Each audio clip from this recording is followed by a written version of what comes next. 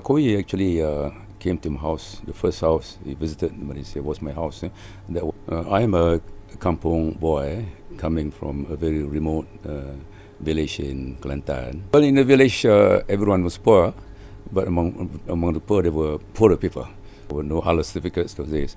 So the first few days, I was surviving on boiled eggs and apple. And for a few months, I became known as Mustapa Apple.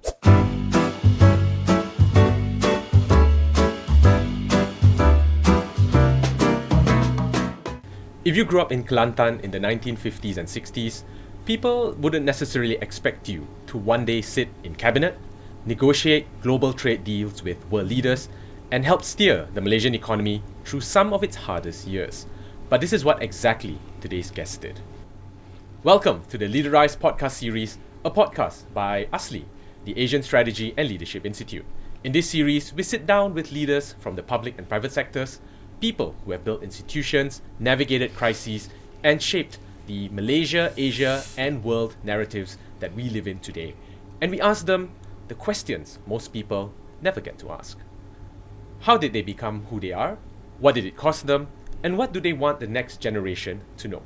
This is our very first episode, and I could not think of a better place to begin. My guest today served as a minister across 6 different Malaysian ministries: finance, entrepreneur development, higher education, agriculture, economy, and international trade and industry.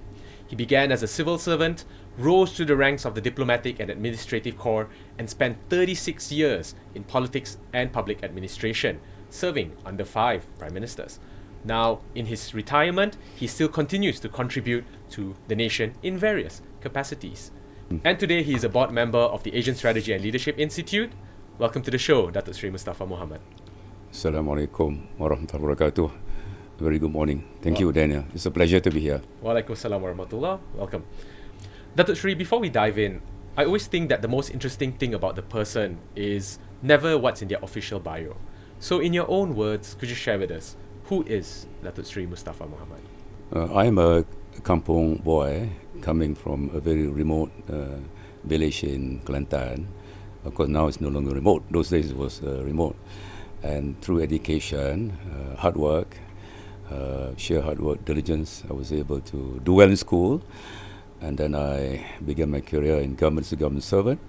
As you know, I became a minister. Alhamdulillah, I'm very grateful to the country, all my mentors, my parents, my family, who have been instrumental in my success. It's a very tough journey. Coming from a remote kampung to be able to be involved in decision making and policy making at the national level. Yeah, I'm very grateful for all that. Alhamdulillah. Right. Thank you. It's nice that you are very descriptive of who you are. Let's start by talking about the origin story, the beginning. Let's go all the way back. How was it like growing up in Kelantan? Kelantan, as we all know, is a remote state. It is in the East Coast.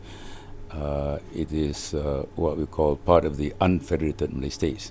The West Coast states of Perak, Penang, and Selangor, and Melaka, and Johor, and these states developed much faster than East Coast states. So Kelantan has been remote. Roads came a lot later, railways came a lot later, and to this day, there's a big gap in the development between the East and West Coast parts of Peninsular Malaysia. But it is a challenge coming from that kind of difficult background. And the way to success, what my parents told me was that, you have to do well in school. Those days, of course, good grades in school, and I did well in school. It was tough, but through education. It was a very difficult environment. Well, now you have the ecosystem, you have gadgets and others, a lot of learning aids. Those days, getting textbooks was difficult. No free textbooks, of course. You got to buy textbooks, and you have to pay school fees. So it was difficult, challenging, but at the same time, it resulted in me having this very firm determination to change the livelihood of my parents, and of course myself as well. So this is one of the that has been one of the motivating factors, which in a way has played a big role in my career progression in government and also in politics. Could you share with us a little bit about your family? You mentioned in passing about your parents. Well, in the village, everyone was poor, but among the poor, there were poorer people. So I belong to that category, very poor in the village. Yeah? We were parents planted paddy, yeah, and my father used to do odd jobs in Kedah. Yeah, Kelantan has got many jobs those days in the 50s, 60s. So that was the origin. It was a difficult life that shaped my future and my siblings' future as well. It was tough, and it's like hand to mouth existence. Yeah, kais pagi makan pagi kind of thing. Barely enough rice to eat sometimes. Of course. Vegetables we can grow, fish also hard to come by. Chicken was a luxury. That was the environment in the 50s and 60s. Right. What did young Tok Pa like to do? Like, what were your hobbies? What did you find joy in, despite having being raised in a tough situation? Well, those days rivers were clean. You can fish. We have drains in a few places. Swimming was a good pastime with friends after mengaji and school. The other is cycling. Those are the two things. And because we couldn't afford to do other things. Swimming was free. Now you have to pay for swimming lessons. Cycling. Those days bicycles were affordable. Yeah. So those were my two favorite pastimes in the village. What were some of the early lessons or characteristics that you developed to build resilience, especially considering the environment in which you grew up in? Firstly, parents had a bearing in our lives, of course, instilling in us the need to work hard, do well in school. That's very important. That's one of the main motivating factors. So went to school, studied hard, yeah, and friends in school, yeah. And teachers, of course, yeah, teachers. Those days, Kelantan teachers were scarce, not too many. Kelantan teachers would probably teach pengajian Islam and Bahasa Melayu. The rest came from Penang, from Selangor, from Malacca. I was fortunate because I went to an English school, the English school in Bacho. That's where I come from. I entered Standard 1 in 1957, year of independence. I remember vaguely, 31st August 1957, we got to go to one Padang. But anyway, school, because the teachers were multiracial, Indians and Chinese coming from the West Coast. There was an eye-opener because we've been used to a mono-racial environment in the village. And the Malay school, of course, many Malay schools, Malays would go there. Kelantan, as you know, is 96% Malay, only 4% are Chinese and Thai, and not too many Indians. So I went to the school where there were Chinese students as well, and we have been friends since day one, and we remain friends until now. So that was the environment that, firstly, parents shaped our lives, giving the motivation to study well, do well in school, and the other is friendship, which remains to this day.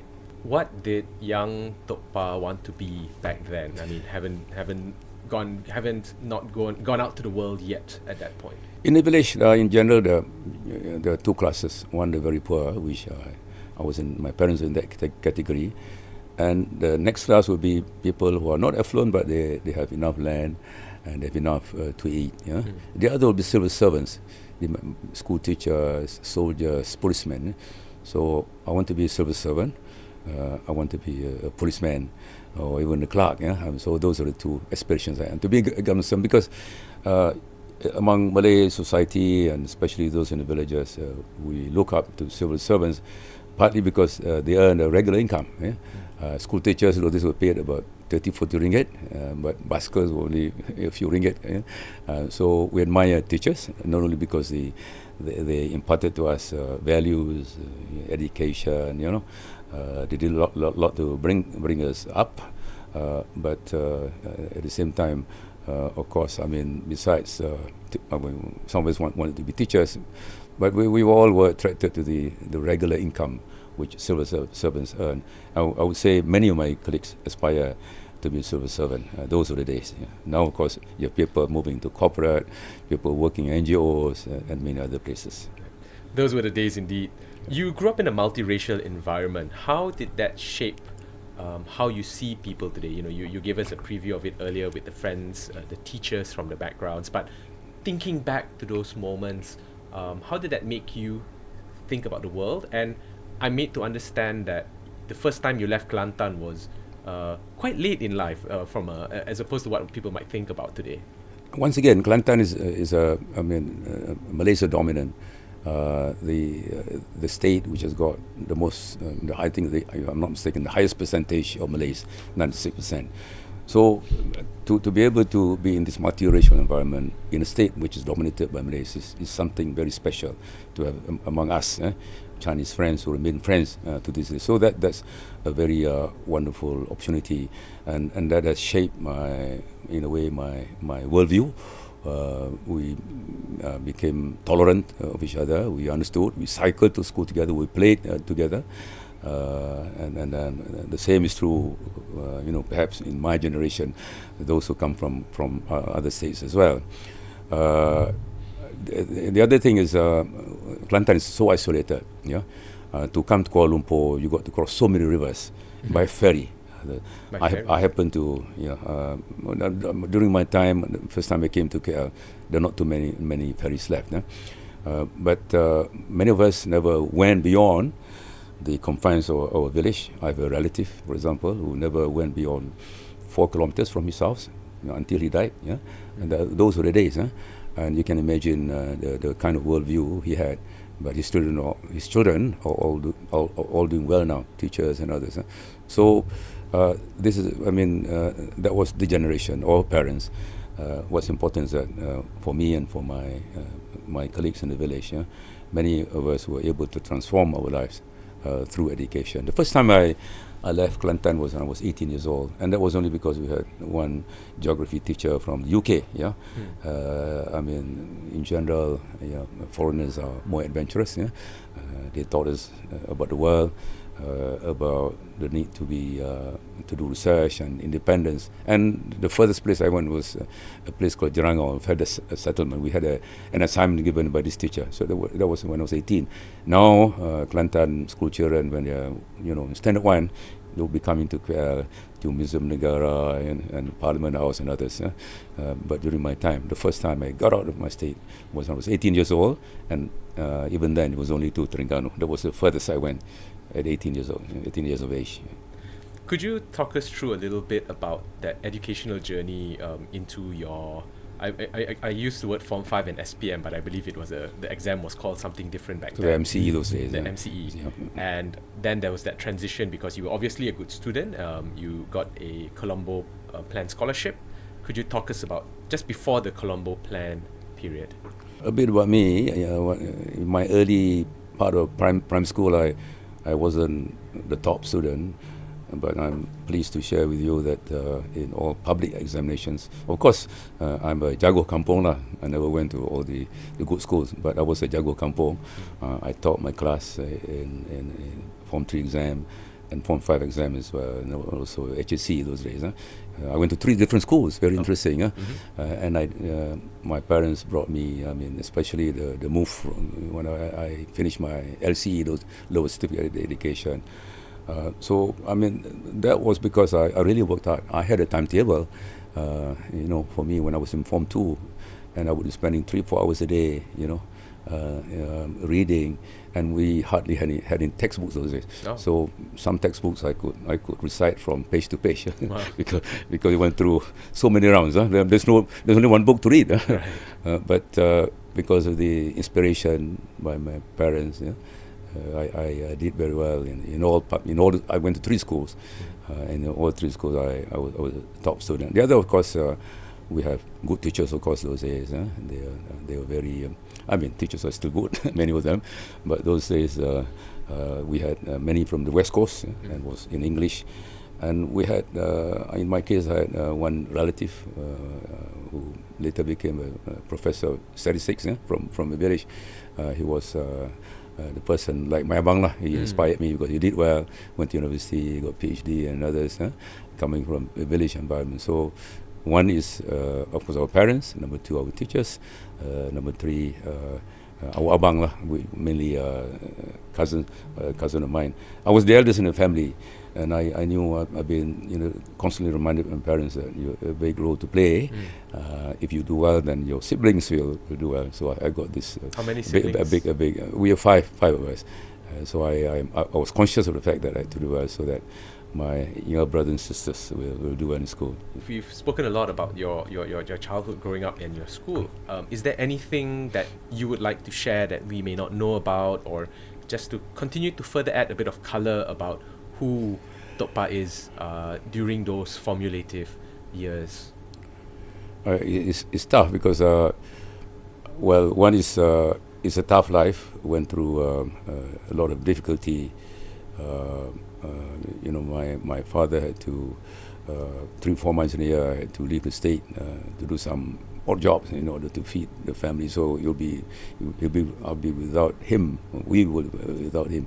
So that's something that's of course we'll remember for life. The difficult journey we went through. The other is that how isolated we were. Kelantan, those days it was tough for Kelantanese. Having said that, I think in general, Kelantan people has done well through education. I'm pleased. Yes, of course, I'm now promoting my state, coming from Kelantan for obvious reasons. But there's so many, when I come to KL, for example, there's so many Kelantan people who rose through the ranks, went through a difficult life, but later they became leaders in government, leaders in the private sector, leaders in NGOs, professors and others. So, and all this, in my view, is because of education. Education has really transformed our lives. And didn't have much money. Having gone to an English school, we had to pay fees those days. It was $2.50, and it was raised to 5 ringgit. And some of us, paid the school fees to our teachers in kind, coconuts or pisang sometimes. So those are the kind of things that's hard to forget. The difficult life, but of course, as I said, we've been able to transform our lives through a good education. Dato Sri, a lot of Malaysians carry mixed opinions about Kelantanese folk, right? Maybe conservative, but sometimes entrepreneurship is often overlooked. You mentioned earlier that a lot of leaders have been honed and developed. We also know that a lot of entrepreneurs have come out from Kelantan. But how true is that from someone who has grown there and spent a lot of time seeing the state's development? I would say perception on Kelantan in the early days was very negative. Kelantan was conservative, backward, too political, all the negative things. Lately, I think there's been a change in perception. In general, people have a very negative perception of those who have not been to Kelantan. And the other is, I must say, media has played a big role in shaping the perception of some Malaysians towards Kelantan. I have been bringing people to Kelantan. Some of my friends have not been to Kelantan, and when I brought them there, they say, "Oh, this is a different Kelantan from what I've been reading in the books." I've even brought my friends from Australia to see Kelantan for themselves. And so Kelantan, of course, has been backward those days, and there continue to be big gap between Kelantan and East Coast states with West Malaysia, an issue that needs to be addressed, and I must say urgently. In the context of inclusive and sustainable development, there's a need to bridge the gap between Kelantan and other poor states compared to other developed parts of Malaysia. Perception now has changed because Kelantan people, has moved out, work in the Klang Valley, some are working overseas, and a lot of people go to Kelantan, visit Kelantan, solve themselves, and which is I'm pleased as a Kelantanese that there's been a change of perception for the good of the country. Kelantan people are, it's been perceived as extremists, but actually we are friendly people, we are moderate people. We have been good to our neighbours. We welcome friends and others.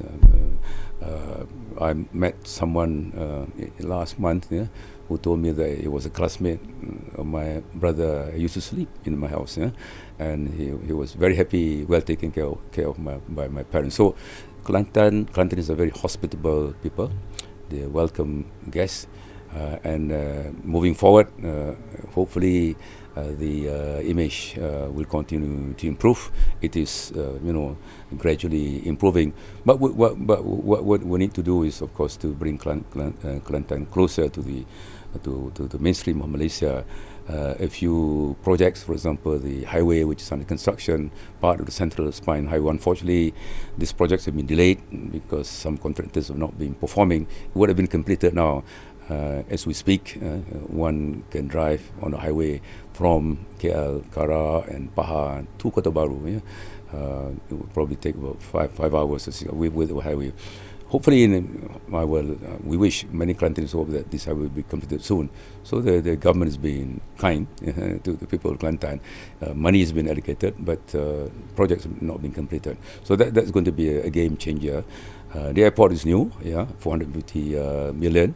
Kelantan has not people know that Kelantan is now has been connected to Singapore by air for quite some time. COVID, resulted in that service being discontinued.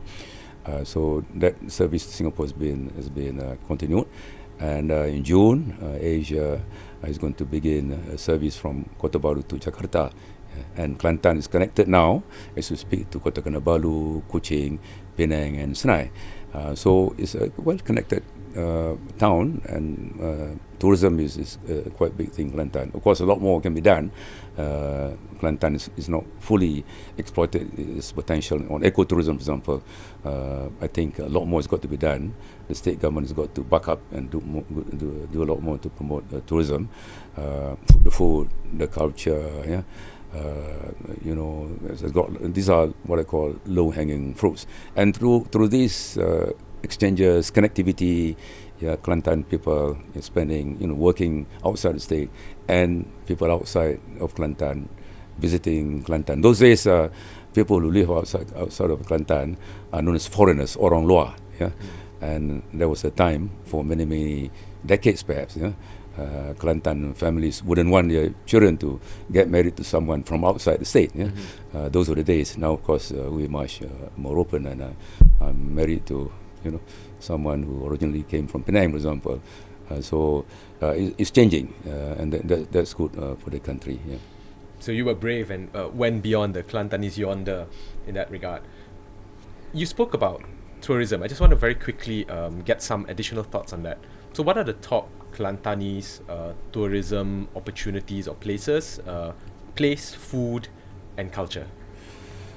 For the moment, one complaint is that Kelantan has been receiving lots of tourists. They come by air, but many of them go to Terengganu, to the islands. So that has got to change. We need to make sure that we retain many more of them for as long as possible in Kelantan. We got ecotourism spots. There's a place called Dabong, Train to Dabong, which has been quite popular before COVID. It's been promoted aggressively in social media, where the constituency that I represented for many years, Jeli, has got a number of ecotourism spots. I've been working hard in the last 2-3 years. It's not been successful.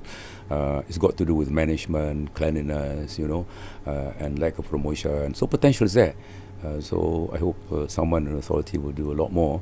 First, to have proper management, clean up some of these places, and do a more aggressive promotion. Food, Kelantan, of course, is a mecca for lots of food. There's one famous lady selling nasi blau and a few other things, which brings on a daily basis Kelantan food to Kuala Lumpur, and some of them are doing well. And there are many restaurants in KL and in the Klang Valley, and throughout the country, which sells Kelantan food. So food certainly is a big plus which Kelantan has. Good food, and those who've been to Kelantan really enjoy the food in Kelantan, the variety. Nasi dagang, nasi belau, nasi what else? Roti titap. Nasi kerabu, Si Dagang, those are the more famous ones. Culture, those days, of course, the state government has decided, I mean, there are some elements of culture which are contrary to Islamic beliefs and practice. So some of this has been gradually been taken out. But despite that being the case, there is still a bit of culture. I would say people, in terms of culture, we have now Dikir Barat, which is still quite popular. Kite flying, which used to be quite popular, not as much there anymore. The Menorah is a different version of Menorah now. So Kelantan used to be strong in culture, but now not that has not been a main pull factor for Kelantan in terms of tourism, and something's got to be done to bring back some good elements of Kelantan culture to attract the tourists. When it comes to tourism, there are lots of buses, express buses. We go to Kelantan. Flights, of course. Connectivity is good, and when the highway is completed, East Coast Railway is coming 1st January 2027, which will further enhance connectivity. We need to have more foreigners. I think, and as far as domestic tourism, Kelantan is doing quite well. Foreign tourists, we're not getting the Middle East or Japanese or Chinese. They're coming slowly.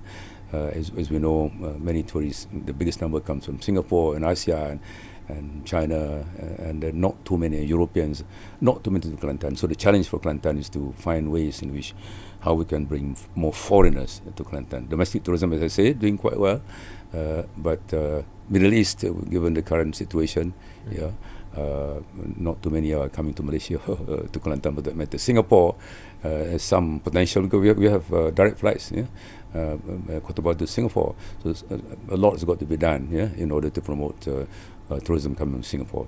And hopefully with this flight from Kota Baru to Jakarta, that will motivate interests of Indonesians to enjoy Kelantan. We do not want a situation where there's more Kelantanese going to Jakarta than Indonesians come to Kelantan. I just want to ask you a little bit about entrepreneurship that we spoke about earlier. What is it that makes Kelantanese entrepreneurial? You've got, of course, places like the Siti Khadijah Market. You've got names like Khairul Aming. What was this, or was this a spirit that you felt growing up as well? Maybe you could talk a bit about that. Kelantan is famous for women entrepreneurs, and we have a few individuals who have done well in Kelantan, outside of Kelantan, in various sectors. Kelantanese in banking, in even overseas business. That has got to do with the tough life. Agriculture was the mainstay, was the biggest sector for a long time. And we need to get out of, agriculture remains important, but it's traditional agriculture, not the modern agriculture that promises you a better income. So, in my view, it is ingrained in Kelantan women to be good entrepreneurs. I've got one from where I come from, for example, who is in the pizza business, doing very well. Turnover of a few million ringgit a month, and 70 employees from coming from a small village. And I've been encouraging online business. When I was in government, I was partly responsible for promoting e-commerce during my MITI days and economic ministry days. And I brought the kind of things I've been doing in KL to the place where I come from. And I've been encouraging my people to do online. And Khairul Aming, for example, is he's from Kota Baru, but that's one very good example of some Kelantanese who have done extremely well in business. Okay, Dato Sri, if you may share with us, after high school, a bit about your education career. So, Colombo Plan Scholar, what did you study? How was that like? And then your first job, or the transition into the civil service. Firstly, I got help from the government, what they call Federal Minor Scholarship. It was 20 ringgit, from my secondary school days. 20 ringgit was a lot of money those days. That was enough not only to help me, but sometimes my siblings and my parents as well. So that got me to Form 5. That's how I survived.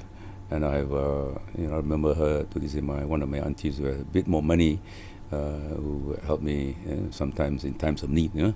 So that's how I got through my secondary education, this federal minor scholarship. And those days, sixth form, all of us Bumi Putras have, and of course, a big issue those days. My friends, Chinese friends in sixth form, we all had scholarships.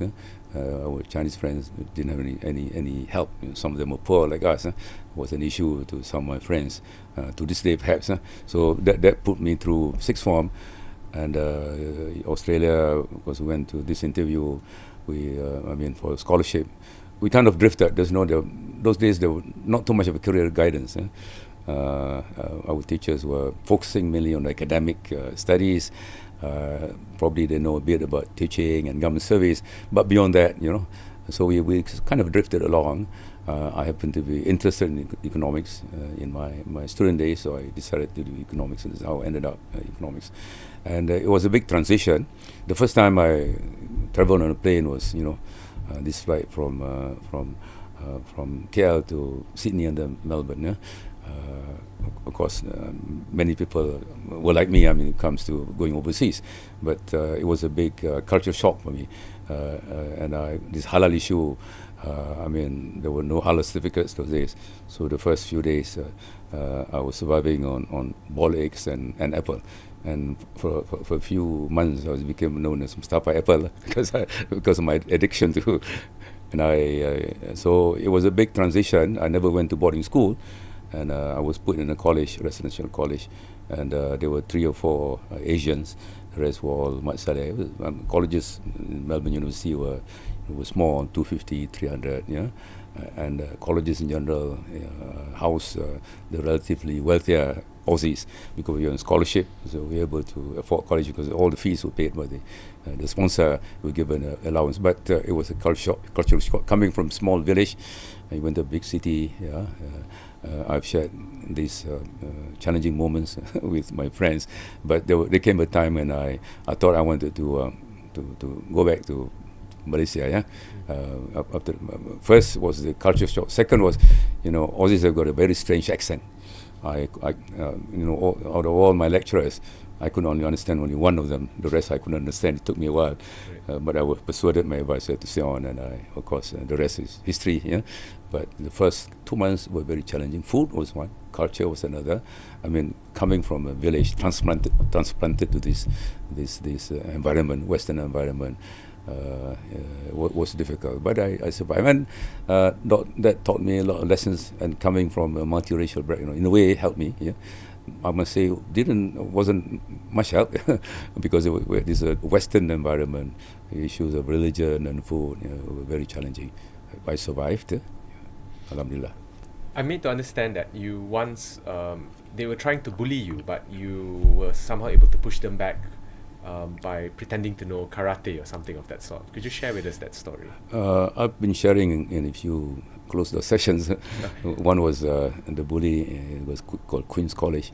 I was in college throughout 4 years.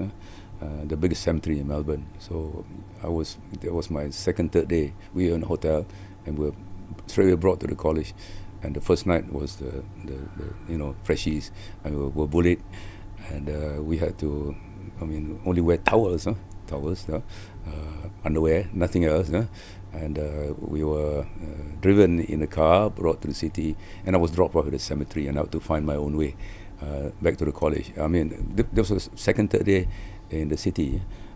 So that was one experience. The other was in college. We have one room, we shared a room, a bedroom. We shared a study room, so 2 rooms. But the system in my college was, 2 students shared a room. We both shared a study room. So when we study, of course, we go to the next room. This guy came from the country. We were almost 20. Sixth form. You finish sixth form. 16, 17. You're already at the university. Because they started school earlier, and I think matriculation was 1 year. We were 2 years, so we were 2-3 years senior. So this guy was drunk, drunk, and I've never seen a drunkard in my life. So I didn't know how to handle a drunkard. So I ran. In the room he was vomiting, and he chased me, and I went out of the room. I was running around the quadrangle round and round, asking for help. Nobody bothered because to them is nothing unusual. But anyway, these are some anecdotes which I thought is useful to share how difficult it is to survive in a foreign environment. But we managed somehow after a while to adapt to the new environment, partly because we have some Malaysians. There are not too many in Melbourne University, but a few in Monash, and many more over there. So we used to, get comfort from visiting them. They would come over to my college and sleep over in the city. We were in the city. Monash was that time was Clayton, outskirts of Melbourne. So support from fellow Malaysians, and also we given host families.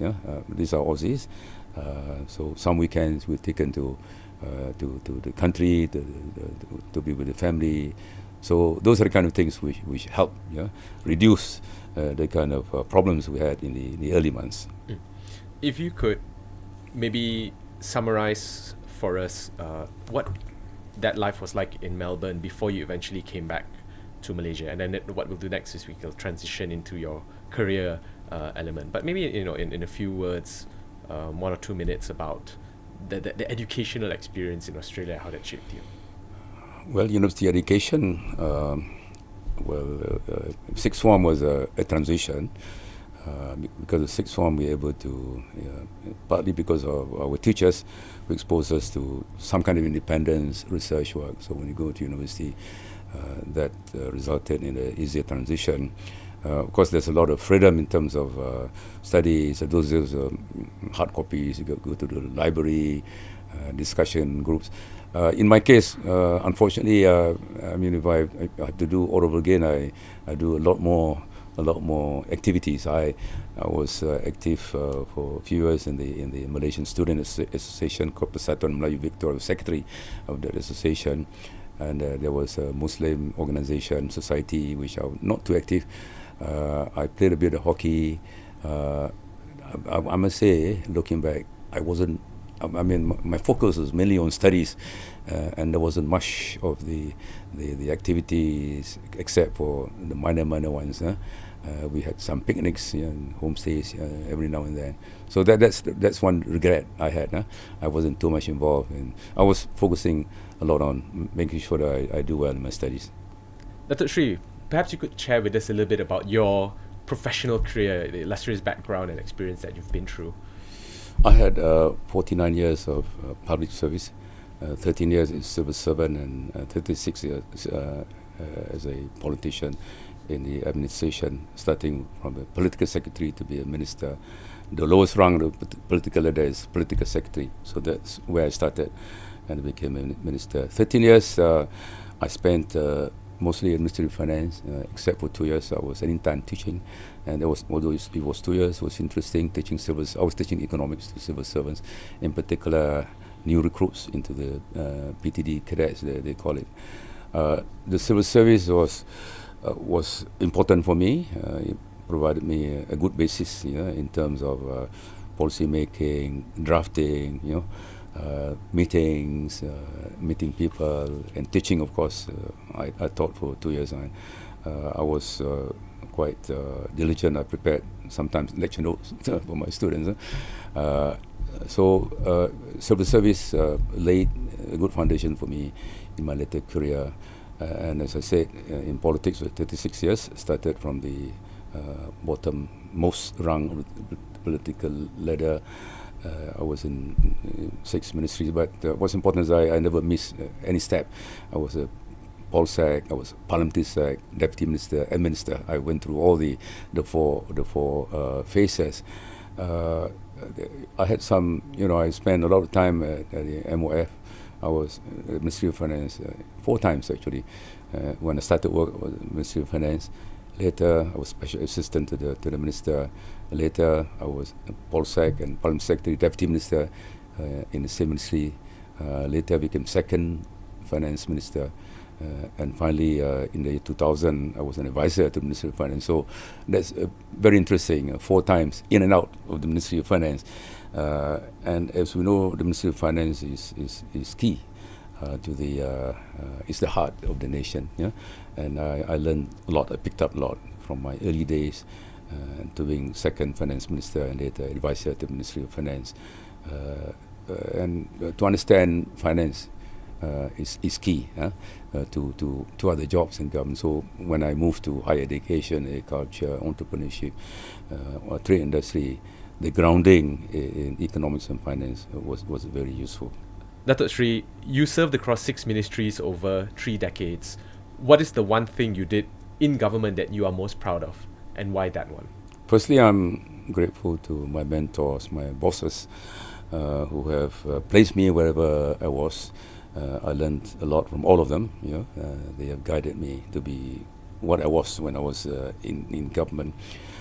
A lot of firstly, my civil service background, I thought was very useful in discharging my duties in government.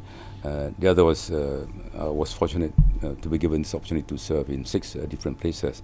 But mainly my first love was finance and economics. So I was sometime in the Ministry of Finance, and trade and industry, of course, is also finance and economics.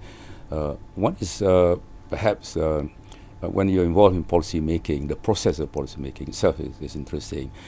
But in my case, I thought in coming up with policies, I did a lot of engagement and meeting people, understanding their grievances, the problems.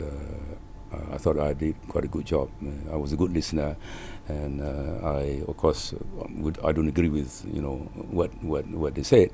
But my one lesson that I learned is that it's so important to be as exhaustive as possible in terms of making analysis. The other is you got to be thorough, because if you make a mistake, then you pay a heavy price. So it's important to be as detailed as possible.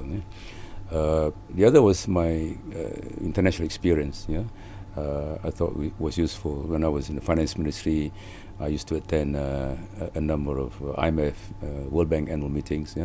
Well, almost every year when I was in the Ministry of Finance. And one year I led the IMF World Bank meeting, and that was 1998, leading the Malaysian team. It was our second finance minister then. My stint MOF was altogether, all told, including my days as an officer, was 18-19 years. Second would be trade, and in that capacity, I was able to interact with world leaders, ministers, and lots of negotiations, some very tough. The toughest, of course, was Trans-Pacific Partnership, negotiating some trade deals. I signed 7 trade deals altogether in the 9 years.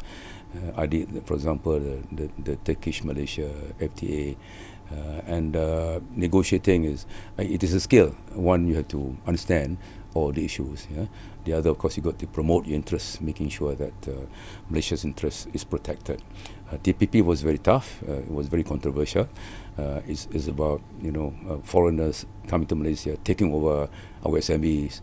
It's about Americans dominating the Malaysian economy, compromising Bumi Putra, halal. It was controversial, very controversial. So I did a lot of engagements, and I personally led many town halls, more than 300 altogether over 2 years.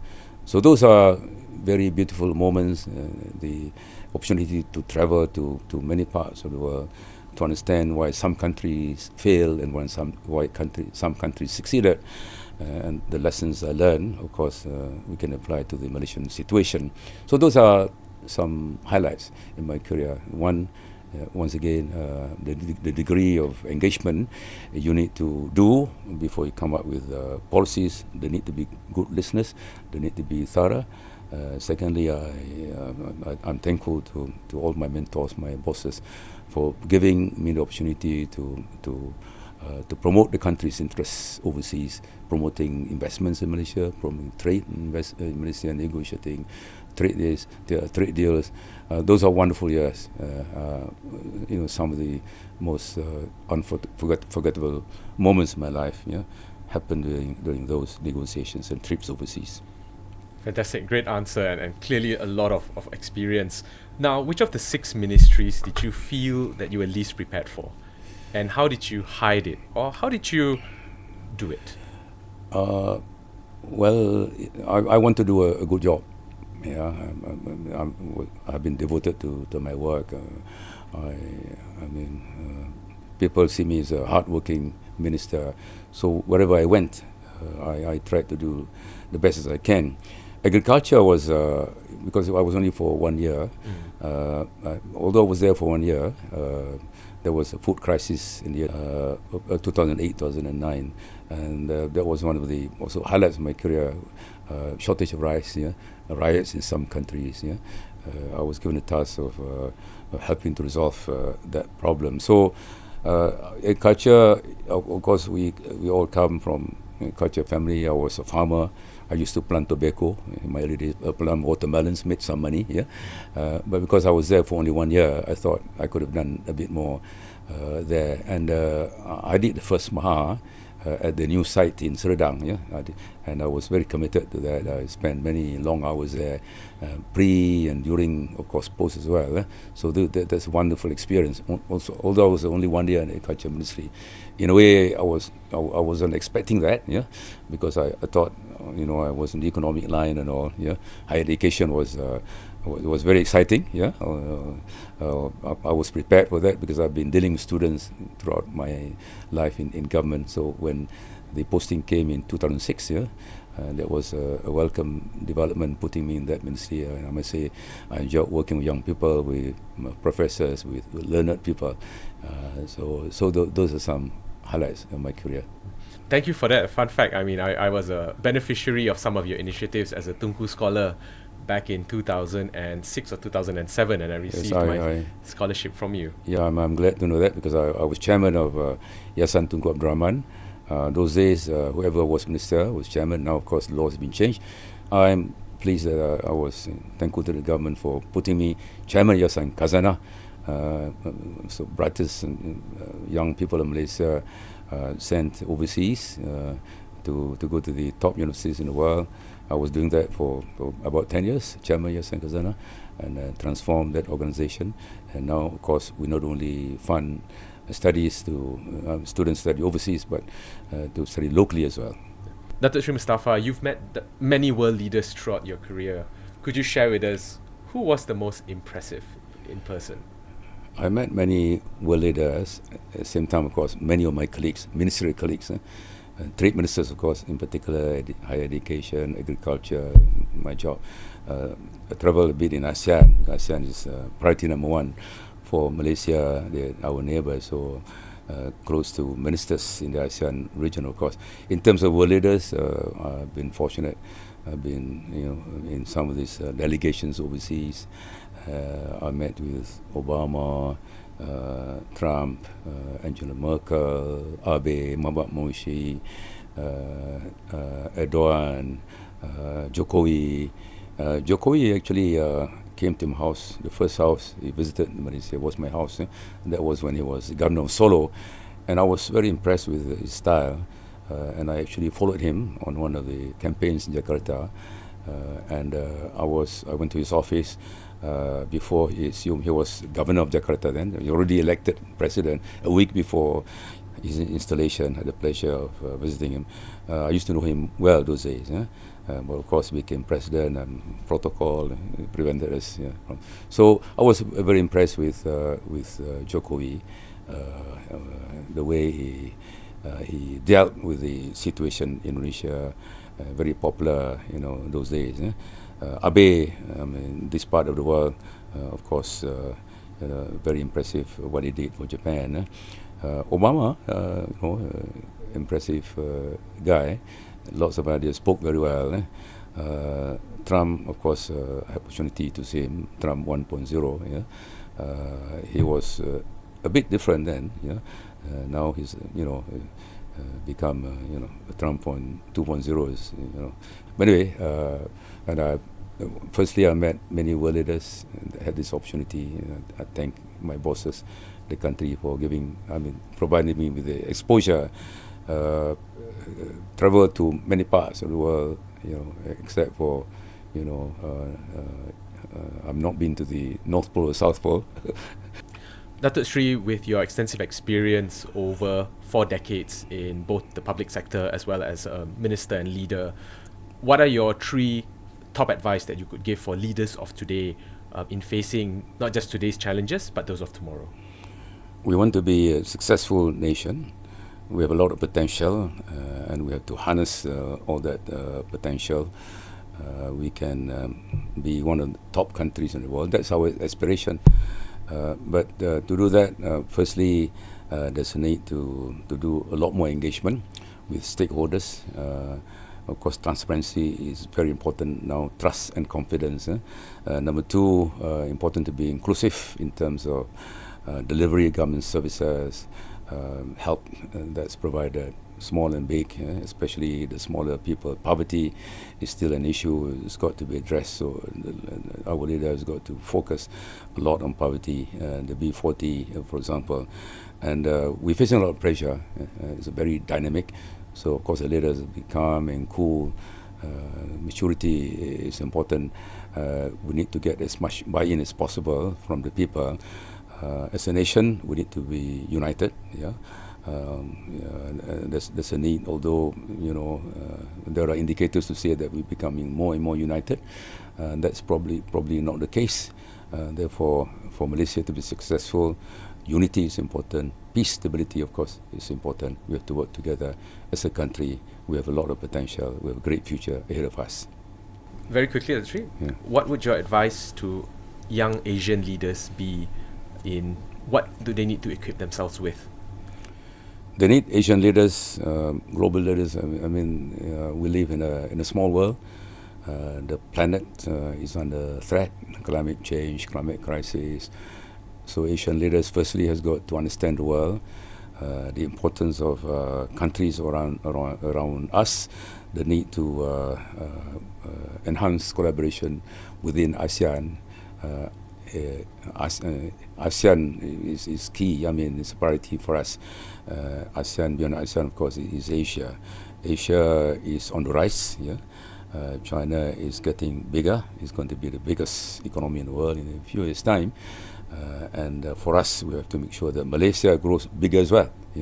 And to do that, technology is important. Education is key. Lots of things, easier said than done. Managing a country is getting more and more complicated with a lot of uncertainty going around. So a leader has got to be agile, has got to possess the ability to respond quickly to changes, need to build trust and confidence in the people, ability to unite all Malaysians for a common purpose, which is making Malaysia a great nation.